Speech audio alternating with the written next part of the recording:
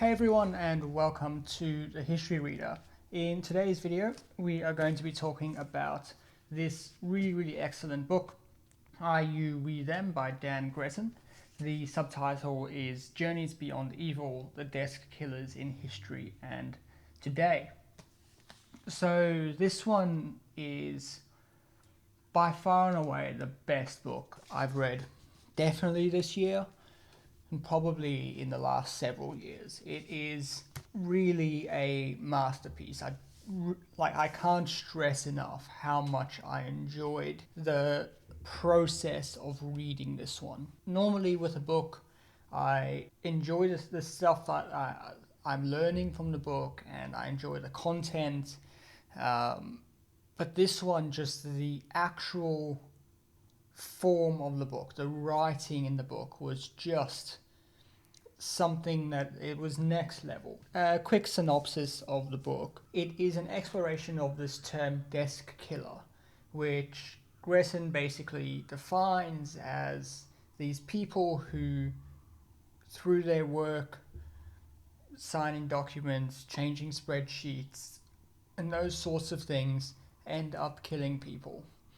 And the psychology and the culture and just the norms in society that allow that to happen and allow these people to morally go to work and do what they're doing with the knowledge that people are dying, but still feel okay to go home every night and continue to live their lives. He uses a couple of examples. He focuses very largely on the Holocaust, particularly Albert Speer, and then he also has some other examples from history where he explores these concepts a bit further, one of them being the Irish Famine. He explores the Tasmanian genocide, the genocide of the Tasmanian Aboriginals. He also explores the genocide of the Nama and Herero people in southwest Africa, or what today is broadly Namibia. He explores more modern things like the situation in Nigeria with Shell and the particularly the 90s, the various issues that were happening there, and he focuses on the story of Ken Saro-Wiwa, and he stitches all of this together in a way that you are experiencing his experience learning and diving into this topic with him. This subtitle, Journeys Beyond Evil, is really apt because it is about this journey. It's this journey into this idea of these people and what they can do. It's also a physical journey. He goes to a lot of the places. He goes to, for example, Berlin, and he walks around Berlin to all the places where these people worked. He goes to various concentration camps. He goes to Auschwitz. He goes, and you follow him on his journey to get there. And that's something that is so unique in a book about history.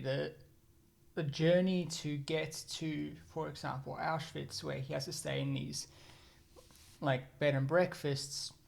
He has to walk along a road for a while. The bus routes he has to use to get there, how that matches up in some cases with the journeys that the people who were exterminated and murdered in these camps would have had to take.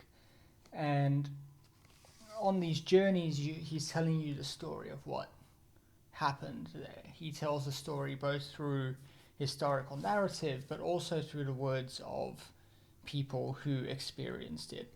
People like Primo Levi, he writes about. And it's really difficult to put into words how that type of narrative just, it makes you sit with the fact that these things happened and the fact that they were people just as we are people. And while history can sometimes take us out of these things. We can look back at the Third Reich and the Holocaust, and we can judge it and we can feel horrified by it. This brings us so close to what happened. The way he describes it in here brings us so close to how it happened, and showed that although it was terrible and disgusting and despicable, it's not so far removed from where we are today and who we are today. And if we're not careful, things like that can continue to happen, because it's not a big intentional leap to get there. It is a building of small things over time. The way we talk about different groups of people, the language we use to talk about them, the mental shortcuts that we use to separate ourselves from these things that are happening, the putting of responsibility onto others. These are all reasons this happened. And of course you can't take the blame off of people like Albert Speer and like Hitler and Himmler or any of the Nazis. You cannot take the blame off of them. But we have to understand that that didn't come out of nowhere. He explores some of the links, some of the quite clear links between the Nama and Herero genocide, which occurred 35 years before the Holocaust. And he explores the links between what happened there and the Nazis and how you go between those, and it really is quite unsettling. And although it's a tough book and it can be really difficult reading at times because of the subject matter, I really, really encourage everybody to read this. It is by far the best book I've read in a very, very long time, and it's well worth spending the time with. It's quite long. It runs to about 1,000 pages by the time you get to the end. But the font's not too small though, so in paperback this would probably be a 600 or 700 page book. And there is going to be a volume 2 coming out at some point, and possibly further volumes, I'm not sure. But however you read this, however long it takes you to read this, I really, really encourage you to. This is so important to grappling with what happened during the 20th century and before, during colonial times as well. I think it's really important to read this and to grapple with it. So I know I haven't given much of a summary here. It's something I think about a lot. I finished this book about 2 weeks ago. I still think about it a lot and try to process what I read in here. It's the first time that the Holocaust has really been brought out viscerally.